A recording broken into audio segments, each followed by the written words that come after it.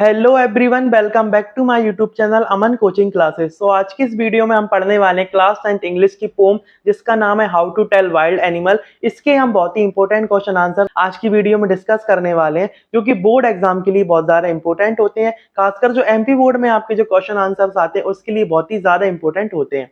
सो without wasting time हम video को start करते हैं। So our first question is that does dine really rhyme with line, यानी कि ये जो डाइन वर्ड है वो क्या सचमुच में राइम करता है लाइन के साथ में।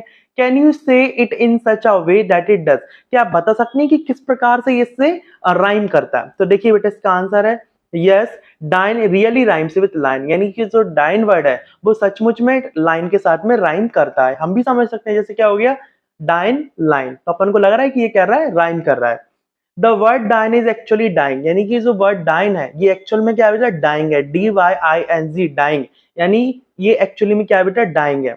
The poet has created a rhyming effect in the poem by changing it to dine so that it rhymes with line, यानी कवि ने क्या किया है बेटा इस पोम में ये जो डाइन वर्ड है इसको लाइन के साथ राइम करने के लिए, यानी पोम में बेटा राइमिंग इफेक्ट को बनाए रखने के लिए ये जो डाइंग वर्ड है उसे कैसे चेंज किया है, डाइन से चेंज किया है। Our second question is how does the poet suggest that you identify the lion and the tiger, यानी कि बेटा कभी क्या बताते हैं कि हम किस प्रकार से आइडेंटिफाई करते हैं एक टाइगर को और एक लाइन को। When can you do so according to him, यानी कि उसके अनुसार आप कब ऐसा करेंगे, कब इस प्रकार से उसे आइडेंटिफाई करेंगे। तो इसका आंसर ये है the poet suggest that we identify the lion. देखिए कवि बताता है कि हम लाइन को किस प्रकार से आइडेंटिफाई करेंगे, because it is a large and tawny beast, यानी कि बेटा जो लाइन होता है वो क्या होता है बेटा लार्ज, यानी बहुत आकार में बड़ा होता है, साइज में बड़ा होता है। एंड टाउनी बीस्ट, यानी कि इसका जो कलर होता है वो टाउनी होता है। टाउनी यानी कि बेटा डार्क येलो, यानी कि येलो कलर का होता है। बीस्ट यानी कि जानवर है, यानी ये जो लाइन है ये क्या बेटा एक लार्ज एंड टाउनी बीस्ट है। Whereas a tiger has black stripes on its yellow coat, जबकि बेटा जो टाइगर होता है उसकी जो येलो कोट होती है उस पर क्या होती है ब्लैक ब्लैक स्ट्राइप्स होती है, यानी कि धारियां होती हैं। According to him we can identify a lion, देखिए वो बोलता है कि इसके अनुसार हम लोग we can identify a lion, यानी कि हम आइडेंटिफाई कर सकते हैं लाइन को, because it roars when it attacks, यानी कि बेटा जब लाइन अटैक करता है तो वो क्या करता है रोर, यानी कि दहाड़ता है। While a tiger attacks silently, जबकि जो टाइगर होता है वो कैसे अटैक करता है साइलेंटली, यानी बिल्कुल चुपचाप से आके आपको दबोच लेता है, आपको खा लेता है, अटैक करता है। Our next question is third question, देखिए do you think the words left and lap in the third stanza are spelled correctly, यानी कि आपको लगता है ये जो वर्ड है left and lap in the third stanza, यानी कि थर्ड स्टैंजा में are spelled correctly, यानी कि करेक्टली स्पेल्ड है, यानी कि स्पेलिंग जो इनकी करेक्ट है। Why does the poet spell them like this, यानी कि पोइट इनको इस प्रकार से स्पेलिंग क्यों देता है, यानी इस प्रकार से नहीं क्यों लिखता है। तो देखिए we think that the words left and lap are not spelled correctly, यानी हमें लगता है ये जो left है और ये lap वर्ड है ये एक्चुअली में इनकी जो स्पेलिंग है वो करेक्टली नहीं है। The poet has spelled them like this, यानी कि पोइट इसे इस प्रकार से क्यों लिखता है in the order to maintain the rhyme of the poem, यानी कि ये जो पोम है, यानी कि बेटा ये जो पोम है ना उसकी राइमिंग स्कीम को बनाने के लिए, राइमिंग इफेक्ट डालने के लिए इस प्रकार से वो इनका यूज करता है। Our fourth question is do you know what a bear hug, यानी कि ये जो बियर हग होता है ये क्या होता है। It is a friendly and strong hug, क्या ये फ्रेंडली और स्ट्रॉन्ग हग है।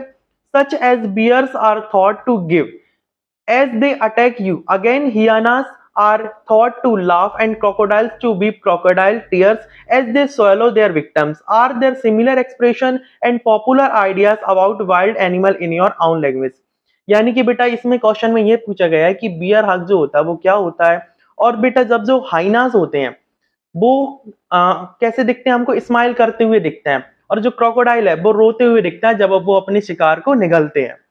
तो आपके इधर जो लैंग्वेज में है, आपके इधर जो बोली चलती है उसमें क्या होता है, कैसे एक्सप्रेशन बताते हैं, क्या इसी प्रकार से बोलते हैं क्या इन इन जो एनिमल्स होते हैं इनके बारे में क्या इसी प्रकार का माना जाता है। तो देखिए बेटा इसका आंसर है a bear hug is a bear's tight embrace, यानी कि जो बियर हग होता है वो क्या होता है बेटा बियर टाइटली एम्ब्रेस करता है, यानी कि गले लगाता है बहुत टाइटली। हाइनास नेवर लाफ, यानी कि जो हाइनास होते हैं वो कभी नहीं हंसते, but their faces look like that, परंतु जो उनके फेसेस होते हैं हाइनास के वो उसी प्रकार से हमें दिखते हैं कि वो हंसते हैं। क्रोकोडाइल्स डू नॉट वीप, यानी जो क्रोकोडाइल होता है वो कभी नहीं रोता। But tears come when they swallow their victims, परंतु जब भी अपने शिकार को निगलते हैं तो उनके क्या आ जाते हैं, आंसू आ जाते हैं। Our next question is look at the line a novice might nonplus, यानी कि बेटे लाइन को देखिए, a novice might nonplus, how would you write this correctly, आप किस प्रकार से इसे करेक्टली राइट करेंगे, लिखेंगे। why is the poet's incorrect line better in the poem, यानी कि क्यों ये जो इनकरेक्ट लाइन है ये बेटर लगती है इस पोएम में। देखिए बेटा, the line a novice might nonplus can be written, देखिए करेक्टली, यानी हम इसे किस प्रकार से लिख सकते हैं correctly, as a novice might be nonplus, यानी कि ये जो है बेटा पैसिव वॉइस है, a novice might be nonplus, यानी कि इसकी थर्ड फॉर्म लगाइए। This incorrect line is better because it rhymes with thus, यानी कि बेटा हमने इस लाइन को बेटर क्यों बोलना है, ये जो इनकरेक्ट लाइन इसे बेटर क्यों बोला गया है, क्योंकि ये राइमिंग बनाती है, किससे, इस पोम में बेटा राइमिंग बनाती है, इसलिए हमने इस लाइन को, रॉन्ग लाइन को ही हमने यूज किया है। तो आज की वीडियो में बेटा हमने डिस्कस किए इस पोम के important question answers. I hope आपको क्वेश्चन आंसर समझ में आए होंगे इजीली। यदि आपको वीडियो अच्छी लगी हो तो वीडियो को लाइक कीजिए और चैनल पे नए हो तो चैनल को सब्सक्राइब कीजिए। Thank you.